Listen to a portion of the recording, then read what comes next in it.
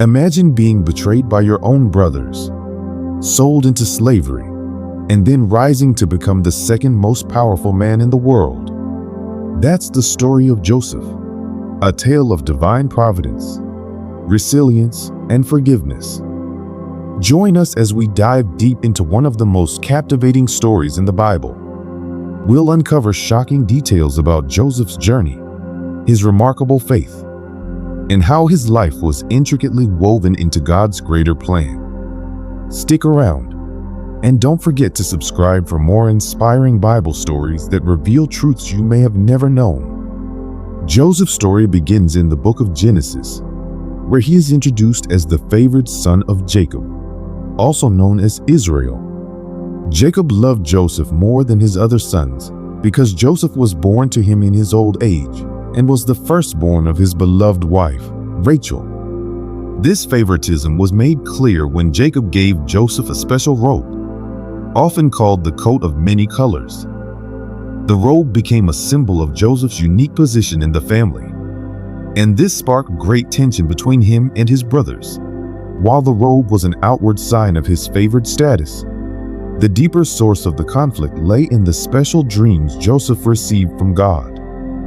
Joseph's brothers were already envious of his place in the family, but their resentment deepened when Joseph began sharing these dreams that suggested he would one day rule over them. In one dream, Joseph saw himself and his brothers binding sheaves of grain in the field, and suddenly, his sheaf stood upright, while the other sheaves gathered around and bowed down to it. This dream implied that Joseph would rise to a position of authority over his brothers, which enraged them. The second dream was even more startling. Joseph dreamt that the sun, moon, and 11 stars were bowing down to him. This dream suggested that not only his brothers, but even his parents would one day bow to him. When he shared this with his family, his brothers' jealousy turned to hatred. Even Jacob, though he loved Joseph dearly, rebuked him for the implications of the dream. But he also kept the matter in mind, recognizing that Joseph's dreams might have divine significance. The combination of Jacob's favoritism and Joseph's dreams set the stage for an explosive conflict. The brothers' anger reached a breaking point when Jacob sent Joseph to check on them as they tended the flocks in a distant field. They saw this as an opportunity to rid themselves of the brother they had come to despise. When they saw him approaching from a distance, they plotted to kill him. However, Reuben, the eldest brother, intervened and persuaded them not to take Joseph's life. Instead, they decided to throw him into a pit, planning to leave him there. As they were deliberating, a caravan of Ishmaelite traders passed by, heading to Egypt. Judah, another one of Joseph's brothers, suggested they sell Joseph to the traders instead of leaving him to die. His reasoning was that they could profit from getting rid of Joseph without shedding his blood. The brothers agreed, and for 20 pieces of silver, they sold Joseph into slavery, sending him on a journey that would dramatically change his life. To cover up their deed, they dipped Joseph's coat in goat's blood and brought it back to Jacob, leading their father to believe that his beloved son had been killed by a wild animal. Jacob was devastated and mourned deeply for Joseph, refusing to be comforted. Meanwhile, Joseph was carried off to Egypt, where he was sold to Potiphar, one of Pharaoh's officials. After being sold into slavery by his brothers, Joseph arrived in Egypt and was sold to Potiphar, the captain of Pharaoh's guard. Though Joseph's circumstances had drastically changed, God's favor remained with him. Despite being a servant, Joseph excelled in everything he did because the Lord was with him, and Potiphar soon noticed this. Potiphar recognized that Joseph's success was due to God's blessing, and he placed him in charge of his entire household, giving him authority over all his possessions. Under Joseph's management, Potiphar's house flourished, as the blessing of God extended to everything Joseph touched. However, Joseph's trials were far from over. Potiphar's wife took notice of Joseph, who was described as well-built and handsome. She repeatedly tried to seduce him, but Joseph, a man of integrity, refused her advances. His response was grounded in both his loyalty to Potiphar and his devotion to God. He told her, "How could I do such a wicked thing and sin against God?" Joseph recognized that any wrongdoing against Potiphar would also be an offense against God, and he steadfastly resisted temptation. Potiphar's wife, however, did not take kindly to Joseph's rejections. One day, when Joseph was working in the house, she grabbed him by his cloak and demanded that he lie with her. Joseph fled, leaving his cloak in her hand as he ran from the house. In her anger and humiliation, Potiphar's wife falsely accused Joseph of trying to assault her. She showed the cloak as evidence and claimed that Joseph had attempted to force himself on her. But when she screamed, he ran away. Potiphar was enraged when he heard his wife's accusation. Without investigating further, he had Joseph thrown into prison, a stark reversal of Joseph's earlier success. Once again, Joseph found himself in a dire situation through no fault of his own. But the narrative of Joseph's life demonstrates how God remained faithful to him through these trials. Even in prison, the Lord was with Joseph and granted him favor in the eyes of the prison warden. Joseph's integrity and competence were recognized, and he was soon placed in charge of all the prisoners. Just as in Potiphar's house, everything Joseph did prospered, and the warden entrusted Joseph with significant responsibilities. While in prison, Joseph's life took another pivotal turn. Two of Pharaoh's officials, the cupbearer and the baker, were imprisoned, and they both had troubling dreams. Joseph, knowing that the interpretation of dreams belongs to God, offered to interpret them. The cupbearer's dream foretold that he would be restored to his position, while the baker's dream revealed that he would be executed. Both interpretations proved accurate, and the cupbearer was indeed restored to his role as Pharaoh's servant. Joseph asked the cupbearer to remember him when he returned to Pharaoh's court and to mention his unjust imprisonment. But the cupbearer forgot Joseph for 2 full years. During this time, Joseph remained in prison, waiting for God's timing. Little did he know that his ability to interpret dreams would soon lead to his dramatic rise to power. After 2 years of being forgotten in prison, Pharaoh had a series of dreams that troubled him deeply. He dreamed of 7 healthy cows being devoured by 7 gaunt cows, and 7 heads of healthy grain being swallowed up by 7 thin and scorched heads of grain. Pharaoh's magicians and wise men were unable to interpret the dreams, and Pharaoh grew increasingly anxious. It was at this point that the cupbearer finally remembered Joseph and informed Pharaoh of his ability to interpret dreams. Joseph was quickly brought from prison, cleaned up, and presented before Pharaoh. When Pharaoh recounted his dreams, Joseph humbly acknowledged that the ability to interpret them was not his own, but belonged to God. Joseph explained that both dreams had the same meaning. Egypt would experience 7 years of great abundance, followed by 7 years of severe famine. He advised Pharaoh to appoint a wise and discerning man to oversee the storage of surplus grain during the years of plenty, so that the country could survive the coming famine. Pharaoh was so impressed by Joseph's wisdom and discernment that he appointed him as second in command over all of Egypt.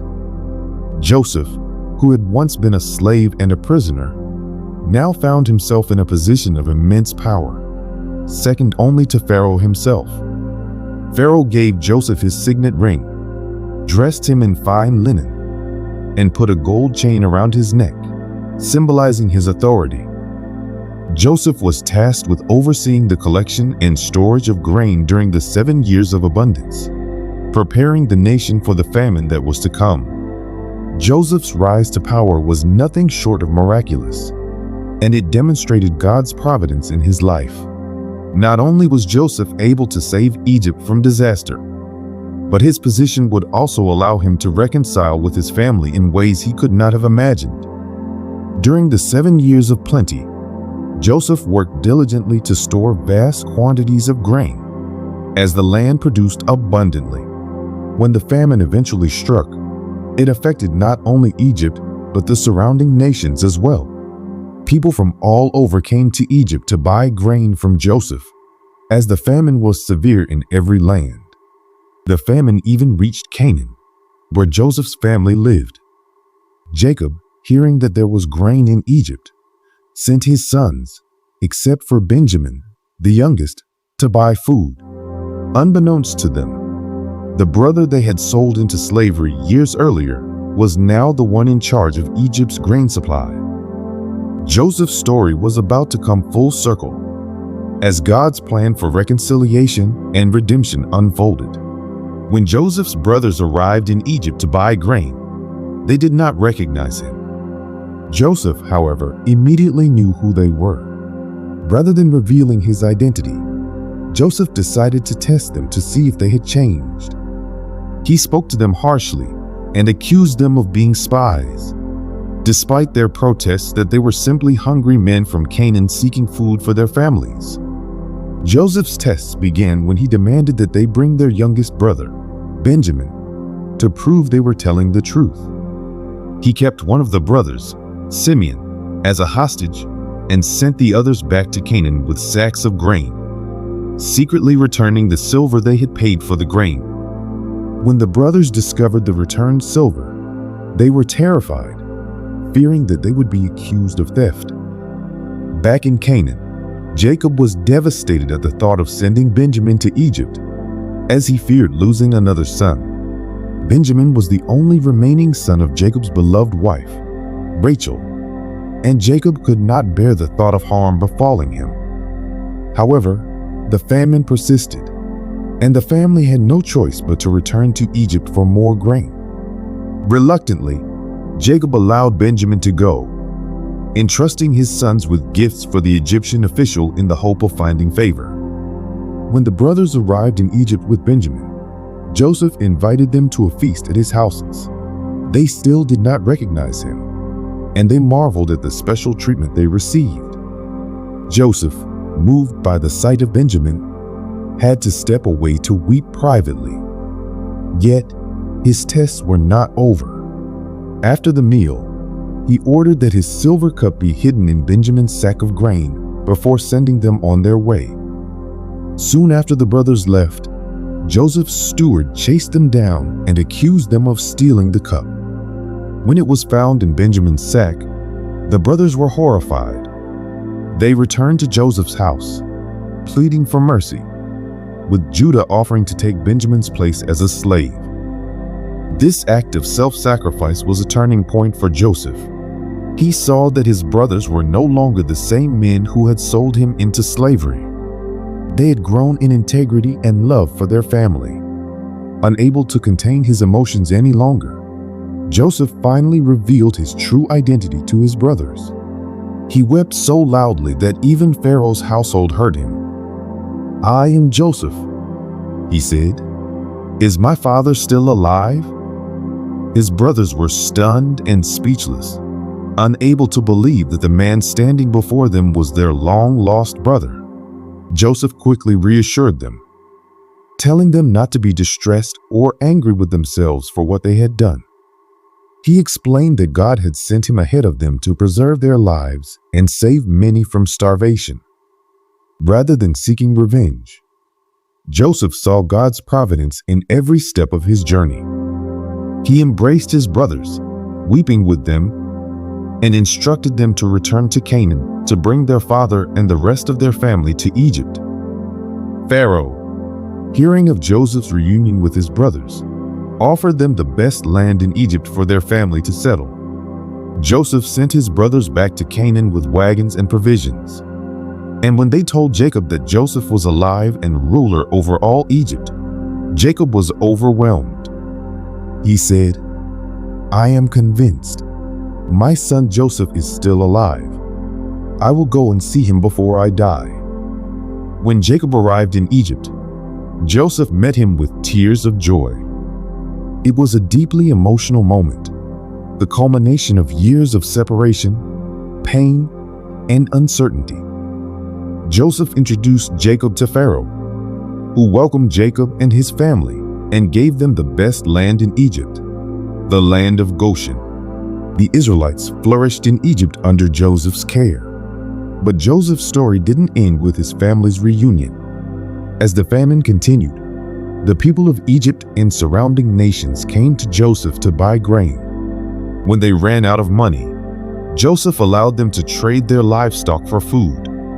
When their livestock was gone, they offered their land, and finally, themselves as servants.